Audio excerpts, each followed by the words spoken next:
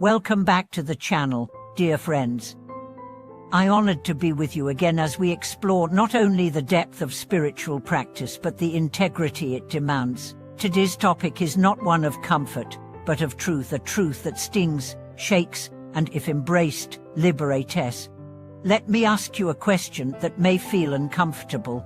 Is it possible that you've unknowingly done something that has distanced you from your spiritual protection? Could it be that the unseen forces of benevolence, often called Dharma protectors, have quietly stepped back not to punish you, but because something in your conduct repelled them? This is not about superstition.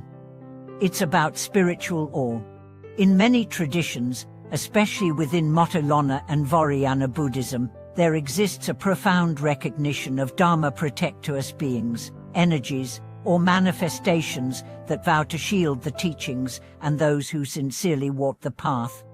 But here is the often unspoken reality. They protect the path, not your ego.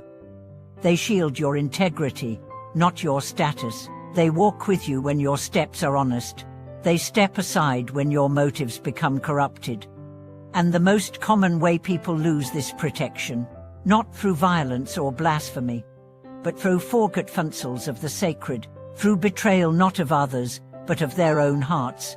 Let's start with a real-world story. A respected teacher once shared the fall of one of his former disciples. The student was gifted, articulate, admired. He led chants, taught beginners, gave inspiring talks. But slowly, his focus shifted from practice to praise, from humility to status, from devotion to control. He began manipulating his image. He spoke of purity while feeding his ambition. Then things started unraveling. He lost his clarity, his relationships crumbled, his insights dried up, and finally, in desperation, he asked the teacher, "Why does everything I touch now collapse?" The teacher responded, "The protectors no longer walk beside you. They haven't abandoned you, you left them." It was a haunting moment, but also a moment of grace. Because here is the good news.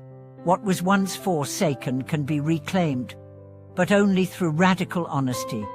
Let's now explore what causes this sacred protection to dissolve. The root is not simply wrongdoing. It is unrepented wrongdoing. It is a consistent violation of your own inner knowing. The protectors don't demand perfection. They don't expect sainthood, but they do align with truth, humility, and reverence. So when someone knowingly acts against their vows, manipulates sacred teachings for personal gain, or weaponizes spirituality to control others, the sacred bond breaks. But this isn't just about teachers or leaders. It applies to all of us. Have you ever used your spiritual knowledge to subtly feel superior? Have you ever spoken beautifully of compassion while privately harboring resentment? Have you ever presented yourself as devoted but neglected your practice when no one was watching? These are not crimes in the legal sense, but they fracture something vital, the authenticity that protectors respond to. One master said, "The protectors do not watch your rituals, they watch your silence. They feel the sincerity in your unseen hours." So what does it feel like when they step back? You may feel spiritually dry, uninspired, confused. Your path may feel heavy. Your prayers may echo instead of resonate.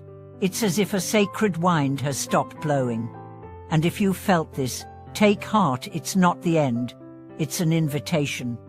An invitation to return, to cleanse, to begin again. Because the protectors, though fierce, are also deeply compassionate. They don't hold grudges. They respond to your present truth. If you realign, they return. If you kneel in sincerity, not to beg, but to own your journey, they walk beside you again. So how do you return? Not with more rituals, not with dramatic declarations, but with quiet truthfulness. Start with confession, not to others, but to your own soul. Write what you've neglected. Acknowledge the ego games, the shortcuts, the subtle manipulations. Then, begin your practice anew. Sit without performance, chant without ambition, serve without needing applause, because the protectors respond not to perfection, but to purity. There's a legend that a great protector once left a monastery because a monk insulted a beggar at the gate.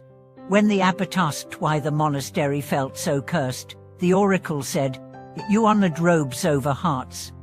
The spirit has departed." Let that be a lesson to all of us. Protectors honor sincerity over form, kindness over display, integrity over recitation.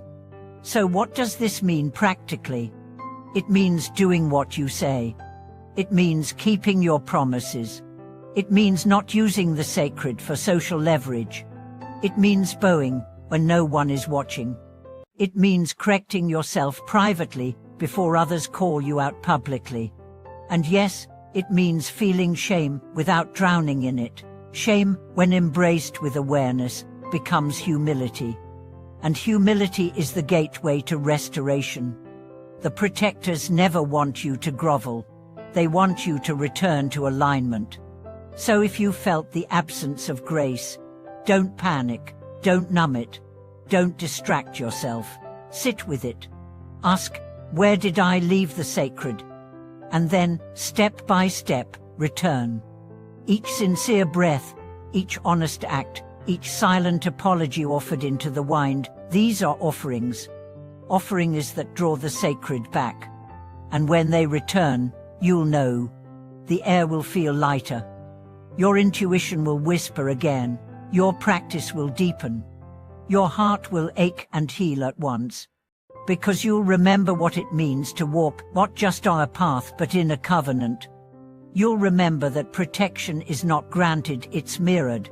When you walk in integrity, the sacred walks with you.